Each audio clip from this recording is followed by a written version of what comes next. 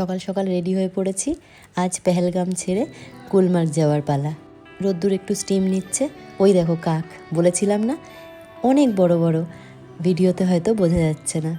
জানো তো, রোদ্দুরের জন্য আমি যে স্টিমারটা নিয়ে গেছিলাম ভীষণ কাজে লেগেছে গো। আমি সকাল বিকেল ওকে স্টিম নেওয়া করিয়েছি। যখন আমরা কাশ্মীর গেলাম তখন এখানে তো প্রচুর গরম ছিল, আর একেবারে গিয়ে পড়লাম মাইনাস টেম্পারেচারে।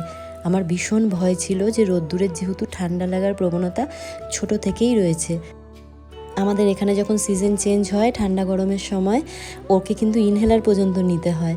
আমি এটা নিয়ে ভীষণ টেনশানে ছিলাম, ইনহেলারও সাথে ক্যারি করেছিলাম ডক্টরের অ্যাডভাইস নিয়ে।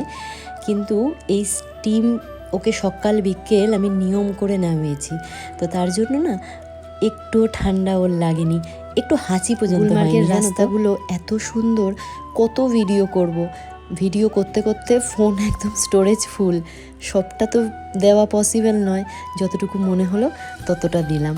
গুলমার্গে পৌঁছে আমাদের প্রথমে নিয়ে যাওয়া হলো এই কোট বুটের দোকানে। আসলে পরের দিন যে গন্ডোলা রাইড করব, স্নোতে যাব, তখন আমাদের এখান থেকে জ্যাকেট, বুট এইসব ভাড়া নেওয়ার কথা বলেছিল। আমরা জ্যাকেট নিইনি, দেখো রোদ্দুরের জন্য না এরকম একটা মোজাও পাওয়া যাচ্ছিল, মানে ওই বড় জুতোর মাঝে বাচ্চাদের যাতে বরফ ঢুকে গেলেও মোজা না ভেজে, তার জন্য এরকম লেদারের ছোট ছোট মোজাও বিক্রি হচ্ছিল বাচ্চাদের, ওটাও রোদ্দুরের জন্য আমরা একটা কিনে নিয়েছি।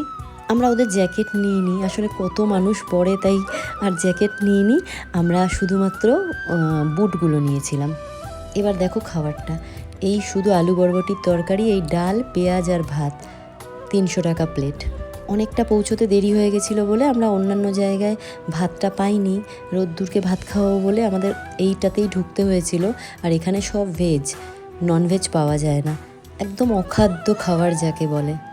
এত শক্ত শক্ত চাল, কিন্তু আমার বোনের ভীষণ ধৈর্য যে ও টিপে টিপে রোদ্দুরকে ভাতটা খাইয়েছিল।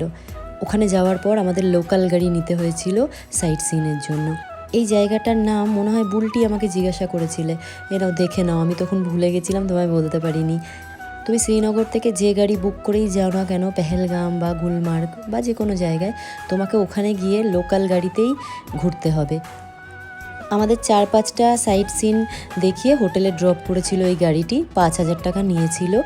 দেখেই বুঝতে পারছো আমরা কিছুই দেখতে পারিনি, কারণ এত জোরে বৃষ্টি নেমেছে। আমরা যখন গুলমার্গ রিচ করেছি তখন থেকে এত বাজে ওয়েদার স্টার্ট হয়ে গেল যে তাও নেমেছিলাম বৃষ্টিতে ভিজে ভিজে, আমি আর বোন সব জায়গায় নেমেছি, নেমে দেখেওছি। কিন্তু ওই যে এত বৃষ্টি, তোমরা বুঝতে পারছো দেখে যে কি পরিমাণ বৃষ্টি হচ্ছে। তারপর যখন বরফ দেখতে পেলাম মনটা আলাদা রকম শান্তি হলো। একটু নেমেছিলাম বরফ ধরবো বলে, কিন্তু এত বৃষ্টি, আবার উঠে পালিয়ে গেছি। দেখো আমার ছোটোটাও নেমেছে। আসলে ওর জন্য না আরও সব জায়গায় এক্সপ্লোর করতে আমার একটু সমস্যা হয়েছে এইবারের ট্রিপে, কারণ আমি যেখানেই নামছি ওর সাথে নামবেই, একদম চিৎকার কান্না জুড়ে দিচ্ছিল। যত যাচ্ছিলাম বরফের পরিমাণ আরও বাড়ছিল।